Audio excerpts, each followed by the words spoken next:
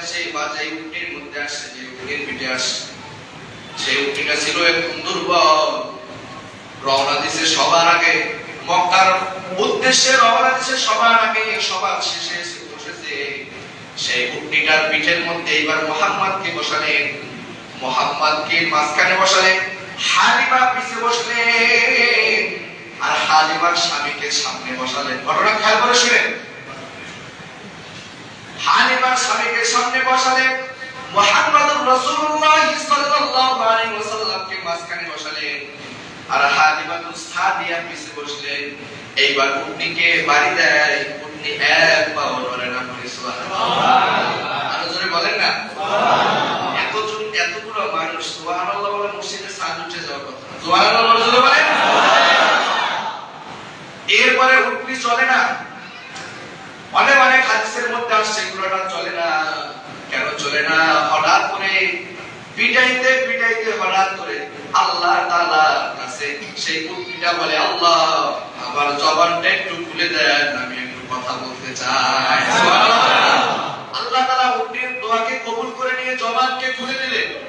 জবান খুলে দেওয়ার পর এইবার সেই উটনিটা ডাক দিয়ে বলে, ও হালিমা, শুনে নাও, শুনে নাও, কাকে তোমার স্বামীর পিছনে বসিয়েছো জানো নাকি? মুহাম্মদুর রাসূলুল্লাহ, যাকে না বানাইলো সারা দুনিয়ার কুল কায়নাত বানাইতো না। সারা দুনিয়ার মুমিন মুসলমান জানাতে সবার থেকে উত্তম, যত নবী দুনিয়ার মধ্যে আসছে সবার থেকে উত্তম। ও হালিমা, তুমি কাকে পিছে বসিয়েছো জানো নাকি? হালিমা উটনির কথা শোনার পর অবাক হয়ে গেল, উটনি কিভাবে কথা বলে। সুবহানাল্লাহ বলেন। এইবার হালিমাতুস সাদিয়া কার কথা শুনতেছেন? উটনি বলতেছে, হালিমা, তোমার সন্তান মুহাম্মদুর রাসূলুল্লাহ সাল্লাল্লাহু আলাইহি ওয়াসাল্লামকে দুধ মা হিসেবে তুমি নিয়ে আসছো পালন করার জন্য। তুমি কি জানো সে কে? তোমার স্বামীর পিছনে তাকে বসিয়েছো। যতক্ষণ পর্যন্ত তাকে সামনে না বসাবা, আমি উটনিকে সারাক্ষণ মারতে মারতে যদি মেরেও ফেলো, এক পাও আমি সামনে আগাবো না। আরো জোরে বলে না সুবহানাল্লাহ। এইবার উটনি বলতেছেন, তাড়াতাড়ি করে সামনে বসাও, তিনি দোজাহানের বাদশা, তাকে সামনে বসাও, এক পাও কিন্তু নড়বো না। যখনই স্বামীকে মাঝখানে বসালেন, মুহাম্মদুর রাসূলুল্লাহ সাল্লাল্লাহু আলাইহি ওয়াসাল্লামকে সামনে বসালেন। হাদিসের মধ্যে বর্ণিত আসছে, যখনই সামনে বসালেন এমন ভাবে দৌড় দিছে, যেই ঘোড়াটা দুর্বল ছিল সেই ঘোড়াটা সবার শেষে গিয়ে না, বরং সবার আগে গিয়ে সেই ঘোড়াটা মঞ্জিলে পৌঁছিয়েছে।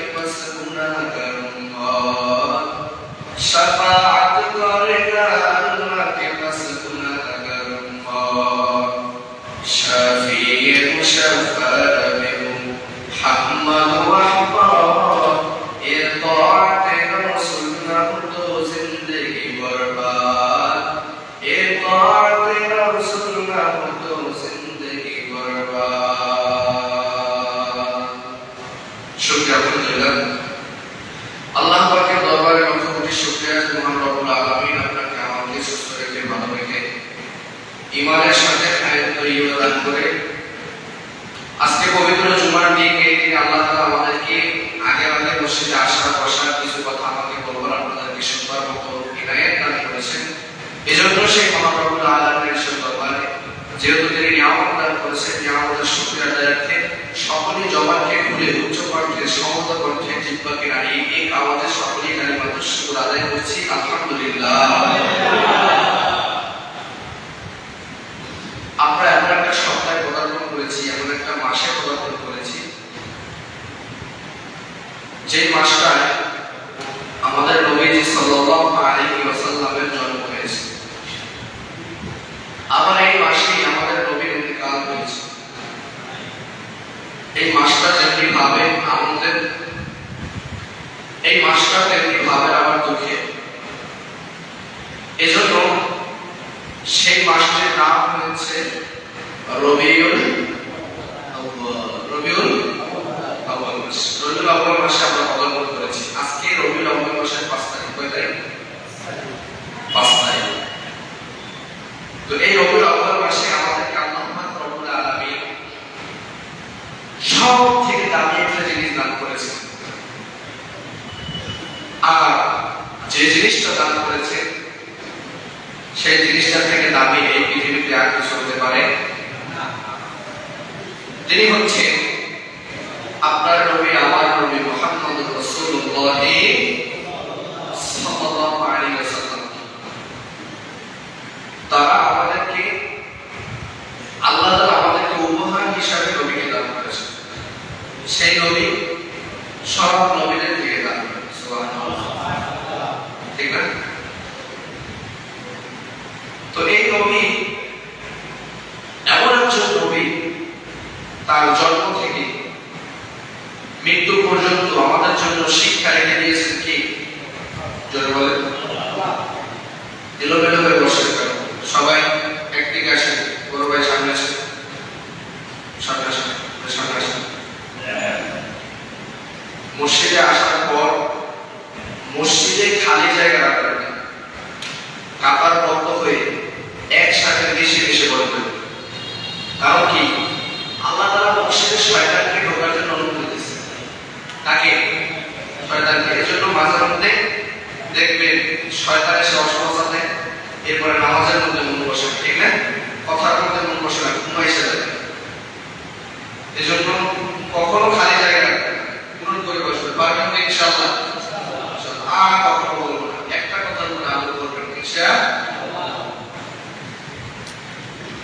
আজকে নবীজির জীবন এত বড় যে নবীজির জীবনে খন্ড বাই খন্ড আলোচনা না করে আপনাদের কিছু বুঝে আসবে, ঠিক না?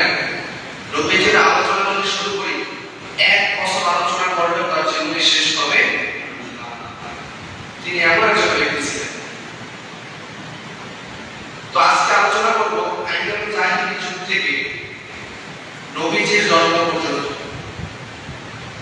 নবীজির জন্ম কিভাবে হয়েছে, কোন টাইমে নবীজির জন্ম হয়েছে, নবীর আগমন হয়েছে। এই রবিউল আউয়াল মাসে নবীজির জন্ম, তার জন্ম হয়েছিল মক্কা কুরাইশ বংশে। কি বংশে? মক্কার মধ্যে সবথেকে সম্ভ্রান্ত পরিবার, সম্ভ্রান্ত বংশ। সেই বংশে কার জন্ম হয়েছে? নবীজির জন্ম হয়েছে। তার জন্মস্থান ছিল মক্কা শহরে। মক্কা শহর সারা পৃথিবীর একটা কেন্দ্রস্থল। আল্লাহ তাআলা কিভাবে বলছেন দেখেন, সারা পৃথিবী থেকে যদি আপনি মাপ দেন, মাপ দিলে সারা পৃথিবীর মধ্যস্থল মানে কেন্দ্রস্থল হচ্ছে মক্কা। সুবহানাল্লাহ। কাবা শরীফটা দেখেন, ওইখান থেকে চারদিকে একদম সমান সমান জায়গা। সুবহানাল্লাহ বলেন। এজন্য আল্লাহ সেখানে নবীকে জন্ম দিয়ে বলছেন, ওয়া মা আরসালনাকা ইল্লা রাহমাতাল লিল আলামিন। আমি সারা বিশ্ববাসীর জন্য নবীকে কি করেছি? রহমত করে পাঠিয়েছি। কেউ এতটুকু পাবে, কেউ এতটুকু কম পাবে, কেউ বেশি পাবে, কেউ কম পাবে, এমন হতে পারে না। সারা বিশ্বের কেন্দ্রস্থলে জন্ম করেছি, যেন সারা বিশ্বের কেন্দ্রস্থল থেকে সারা বিশ্বের মধ্যে সবাই হেদায়েতের বাণী আর আল্লাহর নবীর রহমতকে সবাই ছড়িয়ে ছিটিয়ে পায়। এজন্য আল্লাহ কি করছে? মক্কাতুল মুকাররমায় নবী জন্মগ্রহণ করেছে।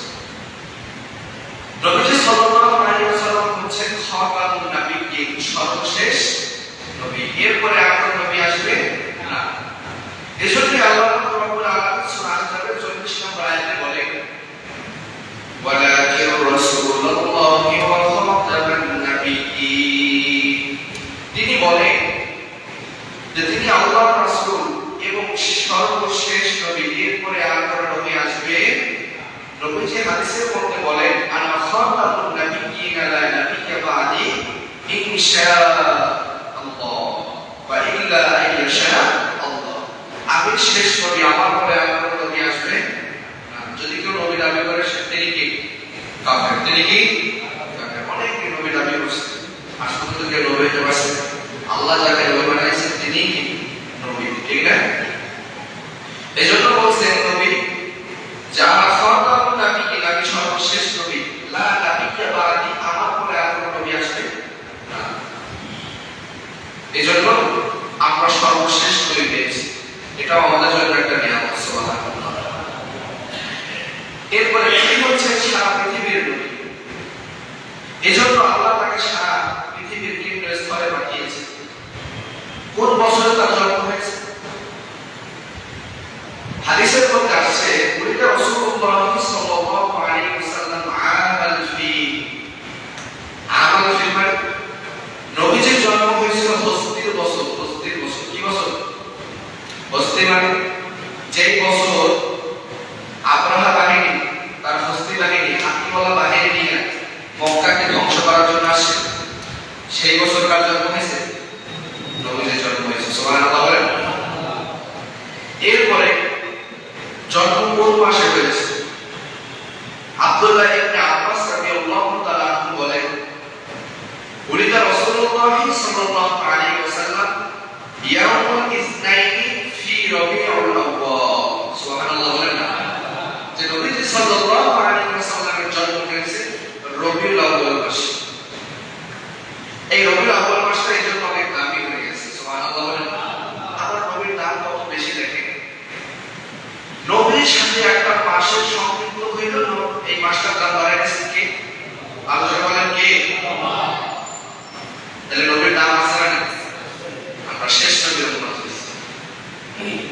এরপরে 12 রবিউল আউয়াল ঈদে মিলাদুন নবী পালনের ব্যাপারে অনেকেই তার জন্ম উৎসব মিষ্টি খায়, এটা করে সেটা করে অনুষ্ঠান করে, ঠিক না? এরকম আয়োজন কত আনন্দ করে। তো ঈদে মিলাদুন নবীর সূচনা হয়েছিল 604 হিজরিতে। 604 হিজরিতে। আগে কিছু সংক্ষিপ্ত আলোচনা শুনে নবীর ব্যাপারে, তারপর আলোচনা করব ইনশাআল্লাহ। তো 604 হিজরিতে ইরাকের উসুল শহরে এক বাদশার নাম আবু সাইদ মুজাফফর, তিনি এই জিনিসটাকে বের করেছিলেন, যে হুজুরের মাধ্যমে বের করেছিলেন তার নাম হচ্ছে আবুল খাত্তাব। বিশ্বনবী কি করতেন? তার এই জন্ম পালন উৎসবটা তিনি কিভাবে পালন করতেন? অনেকে নাচ গান এটা সেটা বিভিন্ন রকমের জন্মদিন পালন করে, এটা করে শেখায়, যারা কি আমের দিকে আসে না। আরো জোরে বলেন। আচ্ছা, আপনাদেরকে একটা উদাহরণ দিই। একটা বাড়ির মধ্যে বিবাহ অনুষ্ঠিত হইতেছে। কি অনুষ্ঠিত? মেয়ের বিয়ে।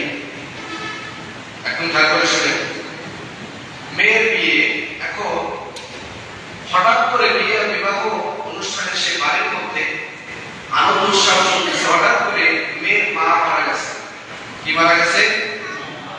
মেয়ের মা মারা গেছে। এখন বলেন তো, ওই বিয়ের আনন্দটা এখনো কি তারা উৎসব পালন করবে?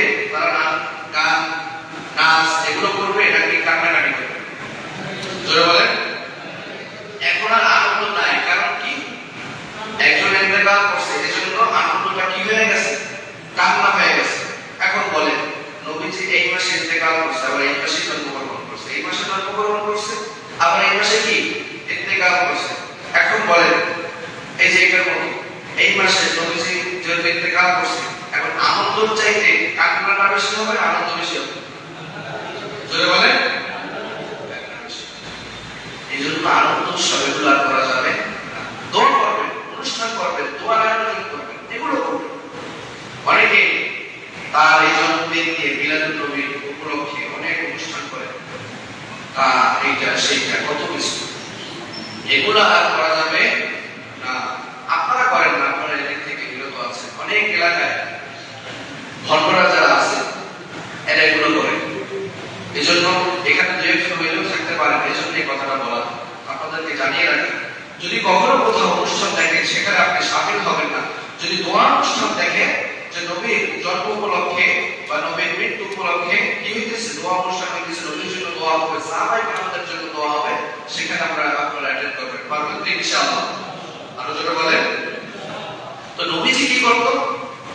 মুসলিম শরীফের 1162 নম্বর হাদিসে আসছে যে নবীজি সাল্লাল্লাহু আলাইহি ওয়াসাল্লাম বলেন, আবু কাতাদা রাদিয়াল্লাহু তাআলা থেকে বর্ণিত আছে যে রাসূলুল্লাহ সাল্লাল্লাহু আলাইহি ওয়াসাল্লাম সোমবার রোজা রাখতেন। সুবহানাল্লাহ বলেন।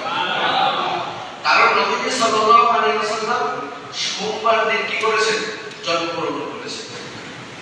এজন্য নবীজি সাল্লাল্লাহু আলাইহি ওয়াসাল্লাম তার জন্ম উপলক্ষ করে তিনি সোমবার দিন রোজা রাখতেন। হাদিসের মধ্যে আসছে রোজা সম্পর্কে সাহাবায়ে কেরাম রাদিয়াল্লাহু তাআলা আনহুরা জিজ্ঞাসা করলেন, নবীজি আপনি এই দিনে কি করবেন? তখন নবীজি বলেন উত্তরে, যালিকা ইয়াউমু উলিদা ফি ওয়া ইয়াউমু বিআসাতিন ফি আও উনজিলা আলাইহি ফি, এই দিনে আমার জন্ম হয়েছে এবং এই দিনে আমাকে নবুয়ত দান করেছেন কে? আল্লাহ। এজন্য আমি আবার এই দিনে আল্লাহ পাক রব্বুল আলামিন আমার উপরে কোরআন নাযিল করেছেন। সুবহানাল্লাহ। এজন্য যেহেতু আমার উপরে নবুয়ত আসছে, আমি দুনিয়ায় জন্মগ্রহণ করেছি, এরপরে আমার উপরে কোরআন নাযিল হয়েছে, এই তিনটা বিষয়কে কেন্দ্র করে আমি শুকরিয়া আদায় করার জন্য এই দিনটাতে আমি রোজা রাখি। সুবহানাল্লাহ। মানে এই দিনটাতে আমরা রোজা রাখতে পারবো ইনশাআল্লাহ। আল্লাহ জোরে বলেন ইনশাআল্লাহ।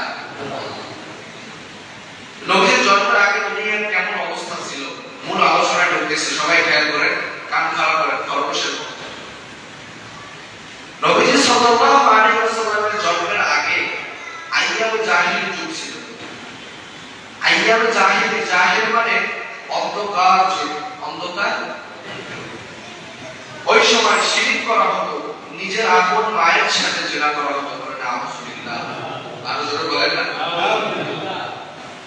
সূরা নাহলের মধ্যে আল্লাহ তাআলা 58-59 নম্বর আয়াতে উল্লেখ করে বলেন, ওয়া ইযা বুশিরা আহাদুকুম ফিল উনসা, আল্লাহ পাক রব্বুল আলামিন বলেন, ওয়া ইযা বুশিরা আহাদুকুম ফিল উনসা যাল্লা ওয়াজহুহু মুসওয়াদান ওয়া হুয়া কাযীব। আল্লাহ পাক রব্বুল আলামিন বলেন, যখনই তাদের একজন কন্যা সন্তান হইত, তারা সাথে সাথে সেই কন্যা সন্তানটাকে জীবিত দাফন করে ফেলত। বলে নাউযুবিল্লাহ। কন্যা সন্তান তারা দেখতে পারত না। কন্যা সন্তান যে ঘরে হইতো সেই ঘরে গিয়ে তারপরে কন্যা সন্তানকে নিয়ে আসতো। নিয়ে আসার পর মাটির মধ্যে চিন্তা করতে ফেলত, আইয়ামে জাহিলি যুগ কেমন খারাপ ছিল। এরপরে যখনই কোনো ঘরের মধ্যে একজন কন্যা সন্তান হইত, যদি কেউ সংবাদ পাইত, সাথে সাথে গিয়ে সেই সন্তান মায়ের কোল ছিন্ন করে সন্তানকে নিয়ে আসত। কোন মায়া দয়া ছিল না, নিয়ে আসতো, তারপরে তাকে জিন্দা কবরের মধ্যে রেখে দিত, মাটি দিয়ে দিত। কই নাউযুবিল্লাহ। এমন যুগ ছিল। কিন্তু কেন এই কাজটা তারা করত? হাদিসের মধ্যে আসছে তারা এমন ভাবে এই কাজটা করত, তারা নারীদেরকে দেখতে পারতো না, দেখতে পারতো না। একজন স্ত্রী ছিল, স্ত্রী থাকার পর এমন অবস্থা হইতো ওই মানুষগুলা ছেলে ছেলে জেনা করতো। বলে নাউযুবিল্লাহ। আইয়ামে জাহিলি যুগ কেমন খারাপ ছিল। শিরক করা হতো, কন্যা সন্তানদেরকে হত্যা করা হতো, নারী হতো। যে পরিবারের মধ্যে একজন কন্যা সন্তান হইতো, সেই পরিবারটাকে সবাই লানত দিত আর বলতো, এটা হচ্ছে আমাদের, এই পরিবারটা আমাদের সাথে থাকতে পারবে না, ওর উপরে লানত। সমাজ থেকে তাকে বের করে দিত, তার সন্তানকে পুঁতে ফেলত। এমন যুগের মধ্যে আল্লাহর নবী সাল্লাল্লাহু আলাইহি ওয়াসাল্লাম বললেন, তারা কাফের মুশরিক বেঈমানরা নারীদের অধিকার দেয় নাই, নারীদের অধিকার দিয়েছে ইসলাম। নারীদের অধিকার দিয়েছে ইসলাম। আইয়ামে জাহিলি যুগে কাফের মুশরিক বেঈমানরা নারীদেরকে দেখতেই পারত না, জিন্দা পুঁতে ফেলত। নাউযুবিল্লাহ বলেন। কিন্তু আল্লাহ তাআলা সূরা নিসা 19 নম্বর আয়াতে বলেন যে নারীর অধিকার একমাত্র যদি কেউ দিয়ে থাকে সেটা কে দিয়েছে? আল্লাহ। আল্লাহ তাআলা বলেন ওয়াশিরুহুন্না বিল মা'রুফ, তোমরা নারীদের সাথে ভালো ব্যবহার করো, কোনোদিন খারাপ ব্যবহার করো না। যদি নারীরা কষ্ট পায় আমি আল্লাহর আরশ পর্যন্ত কেঁপে ওঠে। এই জন্য নারীর অধিকার দিয়েছে কে? এদিকে খেয়াল করেন সবাই, নারীর অধিকার কে দিয়েছে? ইসলাম দিয়েছে। কিন্তু আইয়ামে জাহিলি যুগ থেকে নারীদের অধিকার কোন কাফের মুশরিক বেঈমানরা দেয় নাই। এজন্য এই যুগে অনেক খারাপ কাজ হতো। খারাপ কাজ করতে করতে করতে করতে যুগের নাম হয়ে গিয়েছিল জাহিলি যুগ, অন্ধকারাচ্ছন্ন যুগ। এরপরে নবীজির আগমনের মাধ্যমে অন্ধকারকে চিরতরে বিতাড়িত করে আলোকিত করে দিলেন কে? আল্লাহ। আল্লাহ বলেন কে? আল্লাহ। নবীর আগমন, তার জন্মের সময় পৃথিবীতে কিছু ঘটনা ঘটেছিল, তা শুনলে আপনারা অবাক হবেন। নবীজি সাল্লাল্লাহু আলাইহি ওয়াসাল্লামের জন্ম যখন হবে, যে ভোরবেলায় নবীজি সাল্লাল্লাহু আলাইহি ওয়াসাল্লাম জন্মগ্রহণ করেছেন, সেদিন বিশ্বের সবগুলো মূর্তি মাটির মধ্যে লুটায়া করেছিল। যেই দিন সকালবেলা আমাদের নবী জন্মগ্রহণ করেছেন, সেই দিনকার সকালবেলা পৃথিবীর মধ্যে যত মূর্তি ছিল, মূর্তি মাটির মূর্তি, সব মূর্তিগুলো জমিনের মধ্যে লুটায়া করছে। সুবহানাল্লাহ বলেন।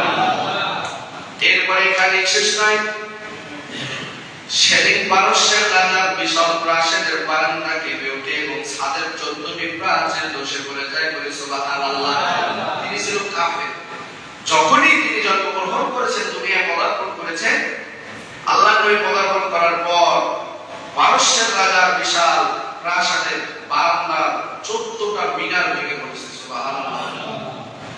এখানে শেষ নয়, পারস্যের শিরা শহর সংলগ্ন বিশাল এক অগ্নি উপশালায় ছিল, 1000 বছর ধরে জ্বলতেছিল। যখন নবীর জন্ম হয়েছে, সাথে সাথে আগুন নেভে গিয়েছে। আরো জোরে বলেন না সুবহানাল্লাহ।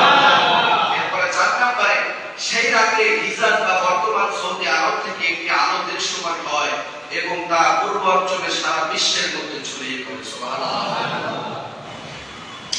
তার জন্মের সময় কিছু অলৌকিক ঘটনা ঘটেছিল। অলৌকিক ঘটনাগুলো কি? নবীজির বাবা হযরতে আব্দুল্লাহ, নবীজির মাতা আমিনা যখন একসাথে বিবাহ হলো, বিবাহ বন্ধনে আবদ্ধ হয়ে গেল। বিবাহ হওয়ার পর যখন নবীজি আমিনার গর্ভে ধারণ করলো, এইবার 2 মাসের সন্তানকে রেখে যাওয়ার পর গর্ভের মধ্যে 2 মাস বয়স হয়েছে সন্তানের, আব্দুল্লাহ চলে গেল ব্যবসা করার জন্য অনেক দূর প্রান্তে। সেখানে যাওয়ার পথে আব্দুল্লাহ একটা জায়গায় ইন্তেকাল করলেন। ইন্তেকাল করার পর আমিনা, হযরতে আমিনা বিধবা হয়ে গেল। নবীর মা বিধবা হয়ে গেল। পেটের মধ্যে সন্তান আছে, কে তাকে কামাই রোজগার করে খাওয়াবে? অল্প বয়স ছিল প্রথম সন্তান। আমিনা অনেক কষ্ট পাইতেছে। ওই দিন থেকে আমিনা রাদিয়াল্লাহু তাআলা আনহা, তার এমন অবস্থা হয়েছিল, তিনি কাঁদতে কাঁদতে এমন অবস্থা হয়েছিল, তার চোখের নিচে কালো দাগ পড়ে গিয়েছিল। সুবহানাল্লাহ। আমিনা রাদিয়াল্লাহু তাআলা, তার এমন অবস্থা হয়েছে, আল্লাহর কাছে সারাদিন কাঁদতো আর বলতো, আল্লাহ আমার সন্তান দুনিয়ার চোখ দেখার আগে আমার স্বামীকে আপনি চিরতরে নিয়ে গেলেন। নামাজ পড়ে কান্না করতো। নবীর পেটের মধ্যে ওই জমানায় কুরাইশ বংশের একটা প্রথা ছিল, একটা প্রথা, যখন কেউ বিধবা হয়ে যায়, সেই বিধবা নারী 6 মাস পর্যন্ত কোনো সুগন্ধি গায়ে লাগাতে পারবে না। বলেন খেয়াল করে শুনতেছেন তো? ইতিহাস থেকে নবীর ইতিহাস শুনে অনেকে জানেন না। আমরা শেষ নবীর উম্মত হয়েছি কিন্তু নবীর জীবনে জানি না, ঠিক না? সবগুলো কথাগুলো আমি কি করতেছি? হাদিসের পরিভাষায় বলতেছি, কোন বানানো ঘটনা না। নবীর মা হযরত আমিনা তিনি বিধবা হয়ে গেলেন। 6 মাস যাবত তার গায়ের মধ্যে সুগন্ধি যুক্ত কোনো কিছু লাগানো নিষেধ, কিন্তু তিনি যখন পানি আনার জন্য কূপের কাছে যাইত, অনেক মহিলারা সেখানে থাকতো। তিনি যখন যাইত, হায় হায় কি শোনাবো আপনাদের, এত সুঘ্রাণ তার গায়ে থেকে আসতো, মানুষজন বলতো হায় হায় বিধবা হওয়ার পরেও আমিনা দেখি সুগন্ধি মাকে, যেমন তেমন কোন সুগন্ধি নয়, এমন সুগন্ধ তার গা থেকে আসে, সারা জিন্দেগিতে এমন সুগন্ধিওয়ালা যুক্ত কিছু আমি পাই না।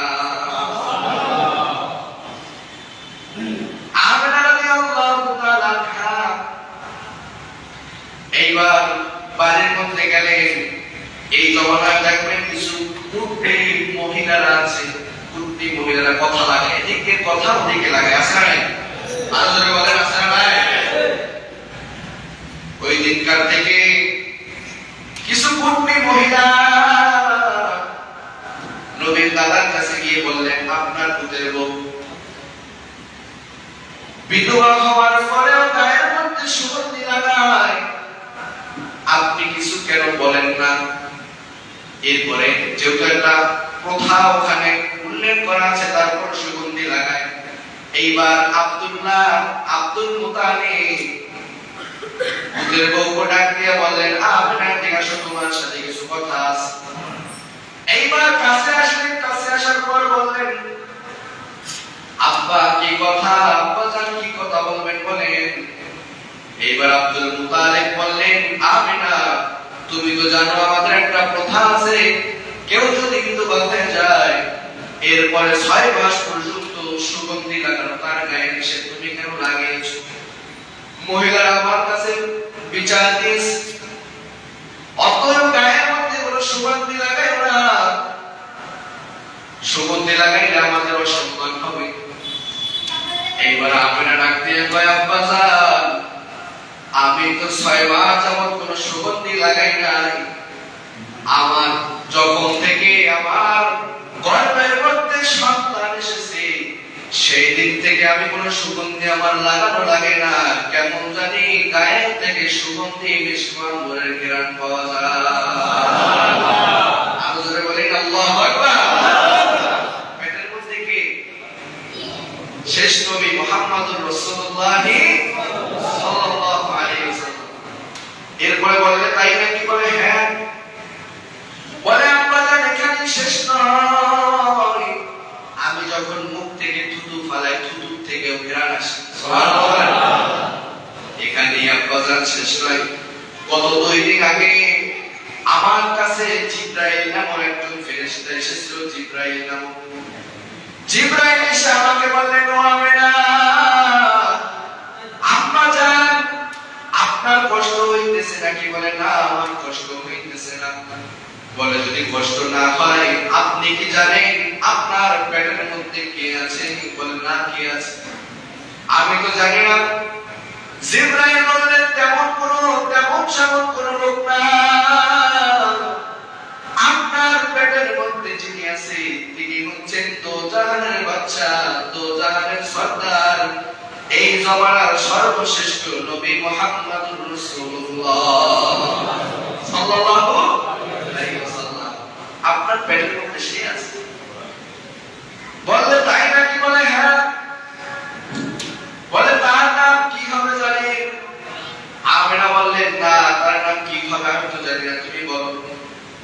এবার জিবরাইল ডাকতে কয়, তার নাম হবে মুহাম্মদুর রাসূলুল্লাহ সাল্লাল্লাহু আলাইহি ওয়াসাল্লাম। মুহাম্মদ মানে প্রশংসিত, তার নামটাই প্রশংসিত।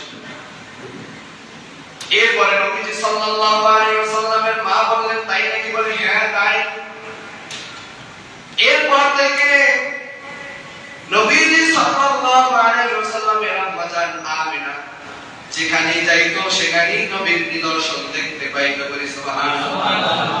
এরপরে বলেন বাবা এখানে শেষ নয়, আমি এরপর থেকে যখনই পানি আনতে যাই, যখনই ওদের মধ্যে হাঁটা শুরু করি, দুই পাশের গাছ, আমি মাকে, আমার পেটের মধ্যে তো সন্তান, আমি গর্ভধারিণী মাকে দুই পাশের গাছ কেমন জানি হাত দিয়ে সালাম দেয়।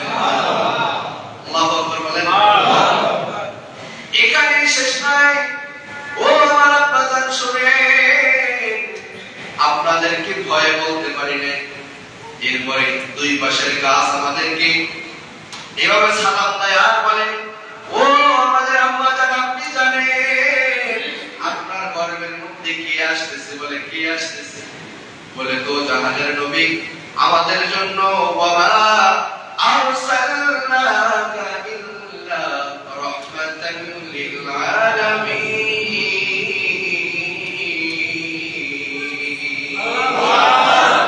ও আমাদের আব্বাজান, আপনার গর্ভের মধ্যে সারা বিশ্বের দোজাহানের সরদার মুহাম্মদুর রাসূলুল্লাহ সাল্লাল্লাহু আলাইহি ওয়াসাল্লাম আছে। সুবহানাল্লাহ। ও আব্বাজান এখানে শেষ নয়, আমি যখন কোনো কিছু আনার জন্য পাথরের পাহাড়ের মধ্যে যাইতাম, পাহাড়ের মধ্যে যাওয়ার পর উপর থেকে রোদ পড়তো, রোদ পড়ার কারণে আমার কষ্ট হবে, এই জন্য আমি দেখতাম আমি যখন ঘর থেকে এক পা দিয়ে বের হইতাম, এক খণ্ড ব্যাগ আমার মাথার উপরে সে ছায়া দিতেছে। যেখানে যেখানে আমি যাবো সেখানে সেখানে যাই, সুবহানাল্লাহ। আমার কোনো কষ্ট হয় না, আমার গায়ে কোনো রোদ লাগে না।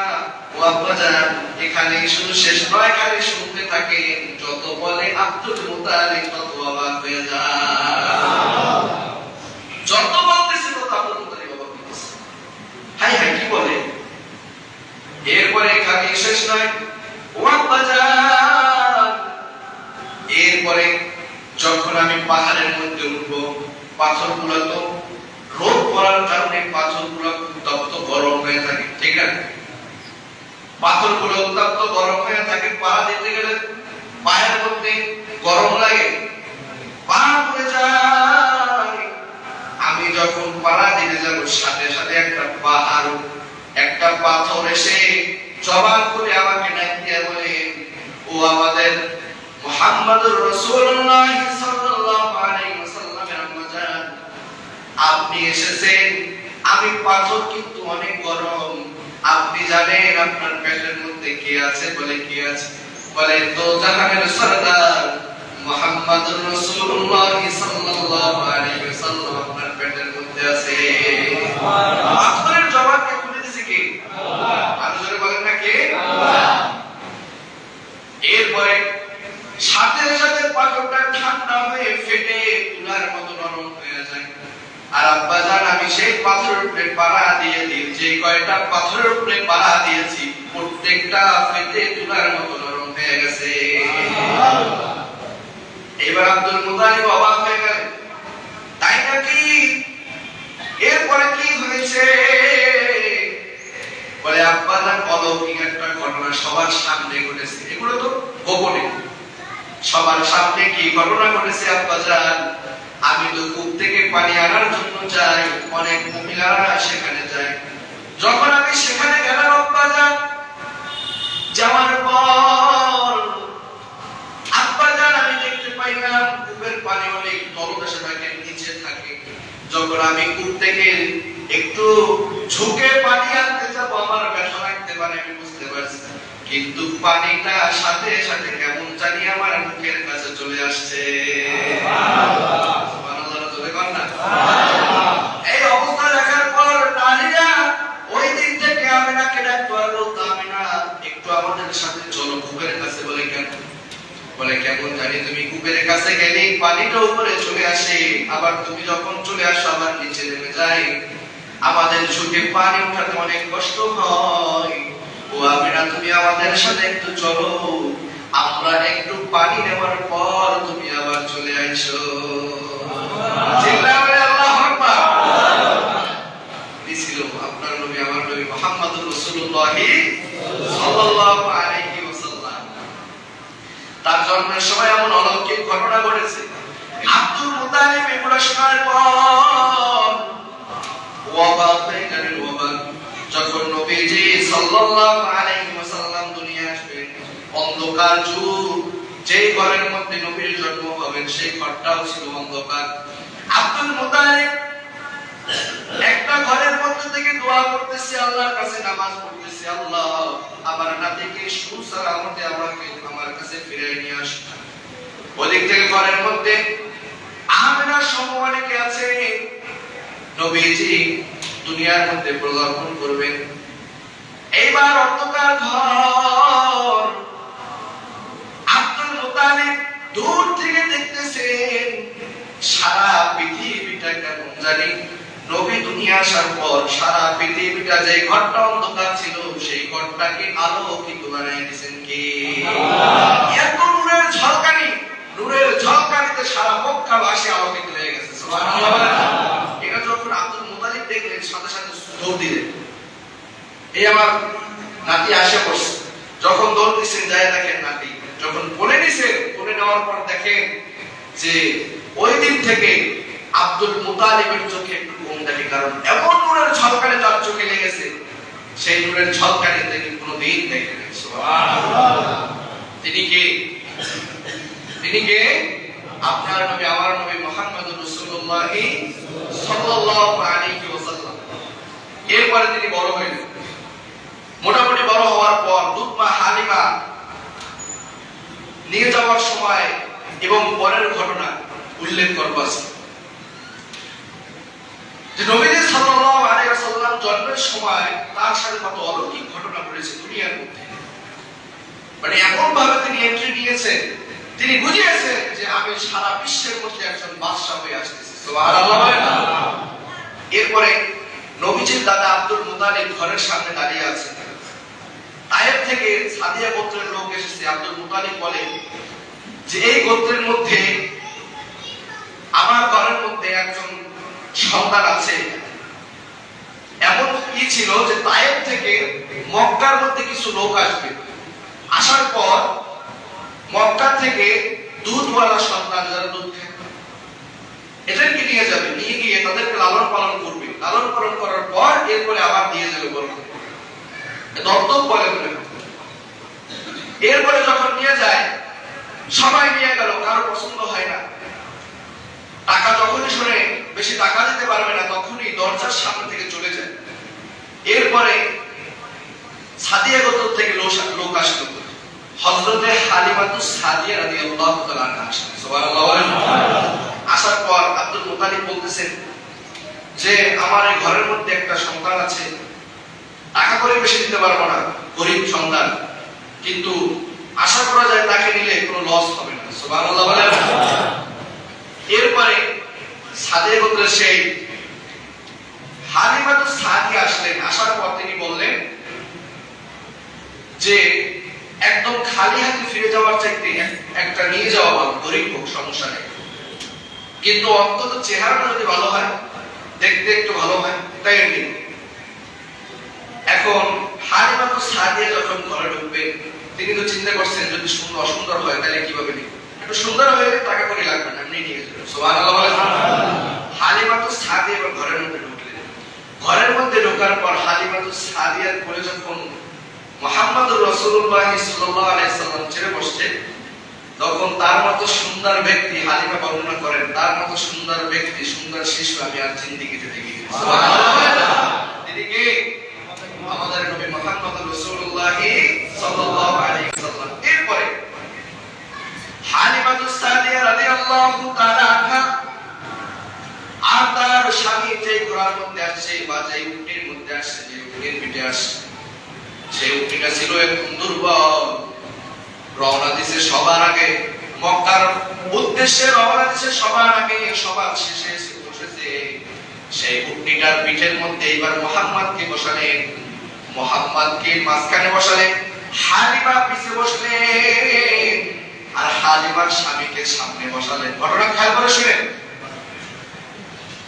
হালিমার স্বামীকে সামনে বসালেন, মুহাম্মদুর রাসূলুল্লাহ সাল্লাল্লাহু আলাইহি ওয়াসাল্লামকে মাঝখানে বসালেন আর হালিমাতুস সাদিয়া পিছে বসলেন।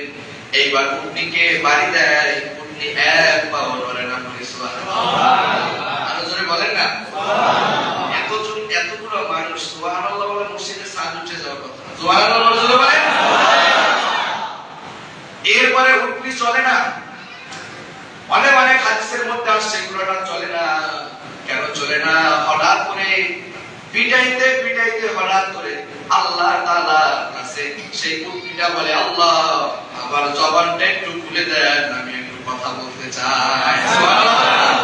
আল্লাহ তাআলা উটনির দোয়াকে কবুল করে নিয়ে জবানকে খুলে দিলেন। জবান খুলে দেওয়ার পর এইবার সেই উটনিটা ডাক দিয়ে বলে, ও হালিমা, শুনে নাও শুনে নাও, কাকে তোমার সামনের পিছনে বসিয়েছো জানো নাকি? মুহাম্মদুর রাসূলুল্লাহ, যাকে না বানাইলো সারা দুনিয়ার কুল কায়নাত বানাইতো না। সারা দুনিয়ার মুমিন মুসলমান যারা আছে সবার থেকে উত্তম, যত নবী দুনিয়ার মধ্যে আসছে সবার থেকে উত্তম। ও হালিমা, তুমি কাকে পিছে বসিয়েছো জানো নাকি? হালিমা উটনির কথা শোনার পর অবাক হয়ে গেলেন, উটনি কিভাবে কথা বলে। সুবহানাল্লাহ বলেন। এইবার হালিমাতুস সাদিয়া কান করে শুনতেছেন, উটনি বলতেছে, ও হালিমা, তোমার সন্তান মুহাম্মদুর রাসূলুল্লাহ সাল্লাল্লাহু আলাইহি ওয়াসাল্লামকে দুধমা হিসেবে তুমি নিয়ে আসছো পালন করার জন্য। তুমি কি জানো সে কে? তোমার স্বামীর পিছনে তাকে বসিয়েছো, যতক্ষণ পর্যন্ত তাকে সামনে না বসাবা আমি উটনিকে সারাক্ষণ মারতে মারতে যদি মেরেও ফেলো এক পাও আমি সামনে আগাবো না। আরো জোরে বলে না সুবহানাল্লাহ। এইবার উটনি বলতেছেন, তাড়াতাড়ি করে সামনে বসাও, তিনি দোজাহানের বাদশা,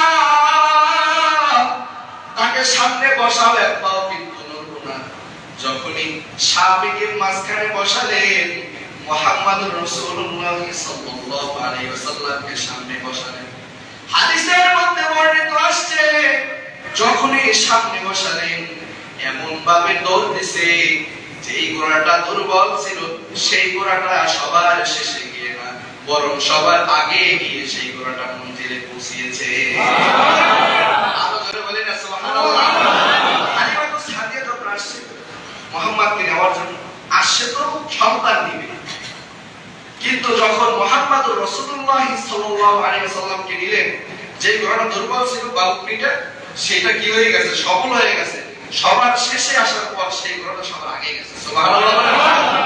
এখানেই শেষ নয়, হালিমাতুস সাদিয়া হাদিসের মধ্যে বর্ণনা করেন, মুহাম্মদুর রাসূলুল্লাহ, মুহাম্মদ শিশু মুহাম্মদ যখন আমার বাড়িতে গেছে, বাড়িতে যাওয়ার পর আমার কিছু বকরি ছিল, বকরিগুলার গোলানের মধ্যে দুধ থাকতো না, দুর্বল ছিল, গায়ের মধ্যে কোনো শক্তি নাই, কোনো দুধ নাই।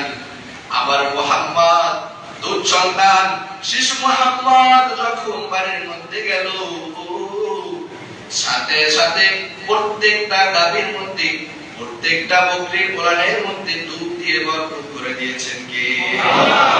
আরো জোরে বলেন না কে? বলে নবীর উম্মতের দল এখানেই শেষ নয়, কোন নবীর উম্মত হইছেন জানেন নাকি? যে নবী ছোট থেকে নবী ছিল, যে নবীকে ছোট থেকে অলৌকিক ঘটনা ঘটিয়েছেন আল্লাহ, এমন এমন অলৌকিক ঘটনা ঘটিয়েছেন। এরপরে যখন একদিন নবীজি সাল্লাল্লাহু আলাইহি ওয়াসাল্লাম ছোট থেকে ইনসাফ বুঝতো, ইনসাফ শিশুকাল থেকে ইনসাফ বুঝতো, হালিমাতুস সাদিয়া বর্ণনা করেন যে আমি শিশু মুহাম্মদকে দেখেছি, আমার বাম দুধটা সবসময় খাইতো, ডান দুধের মধ্যে কোনোদিন মুখ লাগাইতো না। এতবার আনার চেষ্টা করেছি, লাগাইতো না। কেন লাগাইতো না পরে জানতে পারলাম। একদিন আমি মুহাম্মদকে জিজ্ঞাসা করলাম, মুহাম্মদ কেন তুমি ডান দুধের মধ্যে লাগাইলে না? তখন বললেন, আম্মা জান, ও আমার দুধবা হালিমা রাদিয়াল্লাহু তাআলা আনহা, আপনার আরেকটা সন্তান আছে, আপনার আরেকটা সন্তান আছে, আমার একটা দুধ ভাই আছে, তার জন্য আমি তার দুধ রেখে দিয়েছি। তিনি যখন আসবে তার লোকটা খাবে। আমি যদি দুইটার মধ্যে মুখ দেই, দুইটার থেকে দুধ শেষ হয়ে যাবে, আমার ভাই কি খাবে? এটাই ছিল মুহাম্মদুর রাসূলুল্লাহ সাল্লাল্লাহু আলাইহি ওয়াসাল্লাম। ছোট থেকেই তিনি ইনসাফ বুঝতেন, মানুষের উপর ইনসাফ করতেন, জুলুম করতেন না।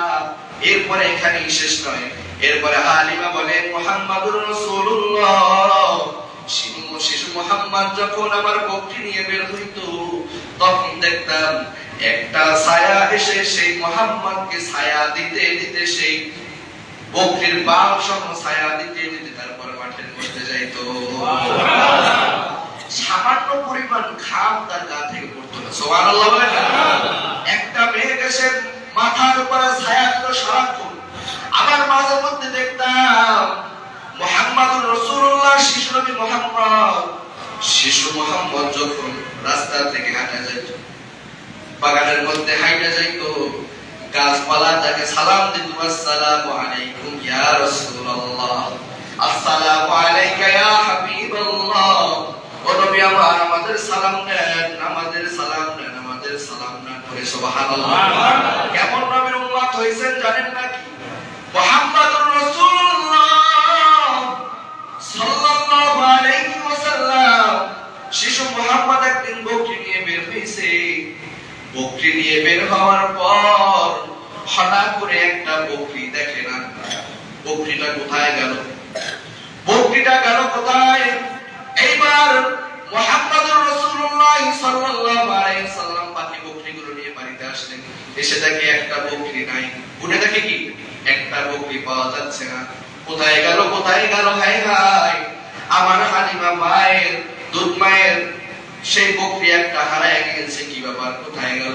তিনি বুঝতে পেরেছেন এটা আর কারো কাজ নয়, এটা সেই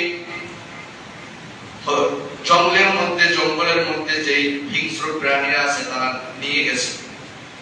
যখন সেই মাঠের মধ্যে গেলেন, পাইতেছেন না, খুঁজতেছেন, হঠাৎ করে বাগানের মধ্যে গেছে। বাগানের মধ্যে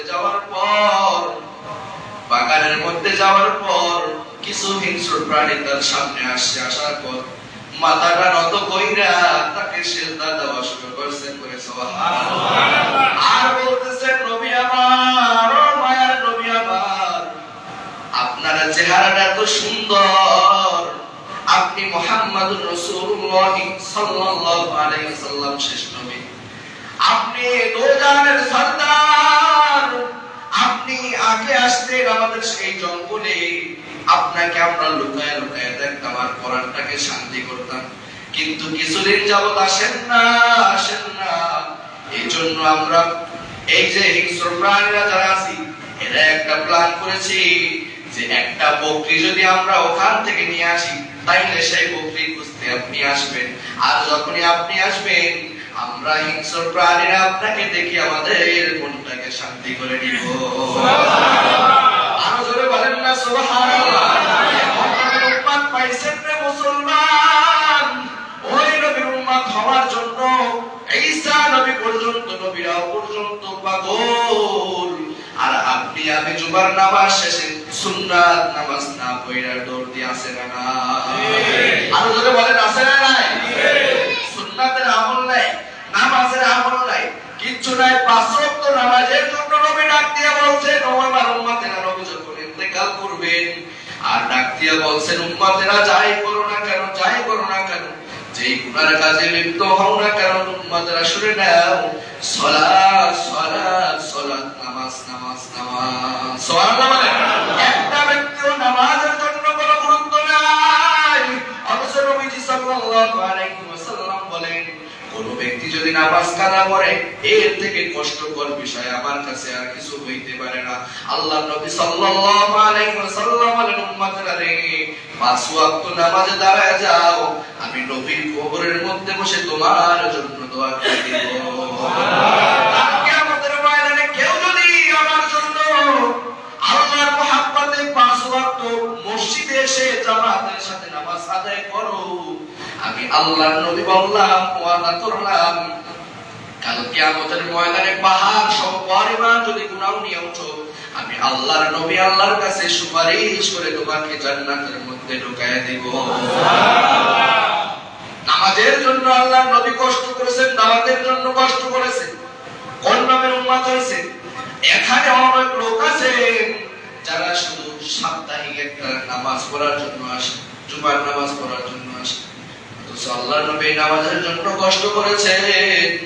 আল্লাহর নবীকে আল্লাহ বলেছেন, ও নবী আমার শোনায় দেন, কেউ যদি আমার জন্য আপনাকে মহব্বত করে 5 ওয়াক্ত নামাজে মসজিদে যায়, 5 ওয়াক্ত নামাজের মধ্যে দাঁড়ায়, আমি আল্লাহ তাকে 50 ওয়াক্ত নামাজের সওয়াব দিয়ে দিব।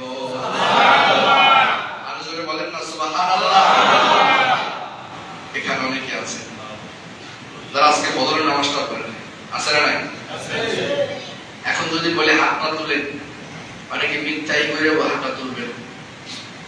এখানে অনেকে আছেন যারা জানেন হাত তুলতে বলবো না, জুমার নামাজে আসছেন, ফজরের নামাজের কোনো খবর নাই, জোহরের কোনো খবর নাই, আসরের খবর নাই, আসরের খবর নাই, মাগরিবের খবর নাই, ইশার খবর নাই। মসজিদ আপনাকে প্রত্যেকটা ওয়াক্তে ডাক দেয় আর বলে আসসালাত আসসালাত, বান্দা নামাজের জন্য আসো, নামাজের জন্য আসো, নামাজ কায়েম করার জন্য আসো। কিন্তু আমরা কি করি? আসি না। একটা জিনিস মনে রাখবেন, যদি কোনো বান্দা অনেক গুনাহের কাজে লিপ্ত থাকে, এক আল্লাহর ওলি বলেছেন, হাদিসের মধ্যে আসে, সে যেন নামাজ না ছাড়ে। জেনার কাজে লিপ্ত, অন্যান্য গুনাহের কাজে লিপ্ত, সমস্যা নাই। আপনারা মনে করতে পারেন গুনাহ করে আর আবার কিসে নামাজ পড়ব, নামাজ কি কবুল হবে না? আপনি 5 ওয়াক্ত নামাজ পড়বেন, যদি আপনি গুনাহের কাজে লিপ্ত হইতেও থাকেন, এক পর্যায়ে এমন হবে এই নামাজ আপনাকে গুনাহের কাজ থেকে বিরত রাখবে। সুবহানাল্লাহ। এজন্য নামাজ আসতে পারবো তো ইনশাআল্লাহ। আর যুবক ভাইরা আছেন, মুরব্বিরা নাইলে ফজরের নামাজে আসতে পারেন, কষ্ট হয়। শুনেন, নামাজের গুরুত্ব বোঝানোর জন্য আল্লাহ নবী বলছে, এক অন্ধ ব্যক্তি আল্লাহর নবীর কাছে গেছে, যাই বলতেছে একটু সময় বেশি হয়ে যাইতেছে, সংক্ষেপ করে দিতেছে যে আমি এখানে নামাজ পড়ি, ফজরের নামাজ মাঝে মধ্যে তো পড়াই, ফজরের নামাজে এত বড় মসজিদ, এতগুলো বাড়ি, ফজরের নামাজের লোক হয় 5 জন, 6 জন, 7 জন, 8 জন, 10 জন। একটা জিনিস মনে রাখেন, এই মসজিদ একদিন আপনার শ্বাসটা বন্ধ হয়ে যাবে, সেদিন এই মসজিদের ডাক আর আপনি শুনবেন না। আর আপনি হাজার চেষ্টা করলেও আল্লাহকে বলবেন, আল্লাহ একটু নামাজটা পড়ি, আজকে একটু আমাকে নামাজ পড়তে দেন, কবরে বসে। হাজার চেষ্টা করলেও কবরে বসে নামাজ পড়তে পারবেন? জোরে বলেন না। এজন্য নবী বলেন, অন্ধ ব্যক্তিকে বলতেছেন, কি বাবা? বলে, নবী মসজিদে যাইতে পারি না, অন্ধ। খেয়াল করে শুনেন, বলে অন্ধ। বলে, অন্ধ হইলে কি হইছে? বলে, নবী অন্ধ হইলে কি হইছে? মসজিদে যাইতে পারি না। বলে, তোমার বাড়ি থেকে মসজিদ পর্যন্ত একটা রশি টানাবা, নামাজের কঠোরতা জারি করার জন্য নবী হাদিসের মধ্যে বলেন যে বাড়ি থেকে মসজিদ পর্যন্ত একটা কি করবা? রশি টানাবা। রশি টানায় আর সেই রশি ধরে ধরে তারপরে নামাজে যাবা, এরপরে তোমাকে জামাত ধরা লাগবে। সুবহানাল্লাহ বলেন না? এত গুরুত্ব তিনি বুঝিয়েছেন। আপনারা বাসায় এই বাসা, ওই বাসা, এই বাসা, প্রত্যেকটা গলিতে গলিতে মসজিদ, তারপর আপনারা মসজিদে নামাজ পড়ার জন্য আসেন। আফসোস লাগে, আফসোস। নবী কাঁদে আপনাদের জন্য যে আমার উম্মত, আল্লাহ ফেরেশতারা আমাদেরকে বানাইতে নিষেধ করছিল আর বলছিল যে আপনি বানায়েন না, আপনারা নাফরমানি করবেন, বানায়েন না। তখন আল্লাহ বলছিল, কেন বানাবো না? বলে, নাফরমানি করবে। বলে, নাফরমানি যদি হাজারো করে, সিজদা দিয়ে যদি আমি আল্লাহর কাছে দোয়া করি, আমি আল্লাহ সারা জিন্দেগির গুনাহ মাফ করে দেব। সুবহানাল্লাহ। এজন্য 5 ওয়াক্ত নামাজে আসতে পারবো ইনশাআল্লাহ। ইনশাআল্লাহ বলেন। শুনেন, যুবক ভাই যারা আছেন, মধ্য বয়সী যারা আছেন, যুবক যারা আছেন, আপনারা একটা সিজদায় আরশ কাঁপে, আল্লাহর আরশ কাঁপে। সুবহানাল্লাহ বলেন না? কিছু কিছু কাজ আছে, সেই কাজগুলো আল্লাহর আরশ কাঁপে, তার মধ্যে একটা যুবকের সিজদা। সুবহানাল্লাহ বলেন। আর আপনি বাসায় ঘুমায় থাকেন, মোবাইল টিপেন, এটা করেন, ওটা করেন, আয়েশা দেয়, নামাজ আসতে চান না। একদিন আপনি আসতে চাইবেন, সেদিন আর পা দিয়ে হাঁটতে পারবেন না, ঠিক কিনা বলুন? সেদিন এই পা দুইটা কাফনের মধ্যে ঢুকে যাবে। একদিন আপনি তাকবীর দিতে চাবেন, আপনার হাত নাড়াতে পারবেন না। একদিন আপনি সিজদা দিতে পারবেন, আপনার মাথা নাড়াতে পারবেন না, কাফনের মধ্যে ঢুকে যাবে, ঠিক কিনা বলুন? এজন্য আগামী দিন থেকে যেন দেখি ফজরের নামাজ সহ একদম 5 ওয়াক্ত নামাজের মসজিদের মধ্যে মুসল্লিরা পড়বো, পারবো তো ইনশাআল্লাহ। আল্লাহ আমাদের সকলকে কবুল করে, সবাই আমিন। আরো জোরে বলে আমিন। ওয়া আখির দাওয়ানা আলহামদুলিল্লাহি রাব্বিল আলামিন। সময় অনেক বেশি হয়ে গেছে, ক্ষমা প্রার্থী। একটা জিনিস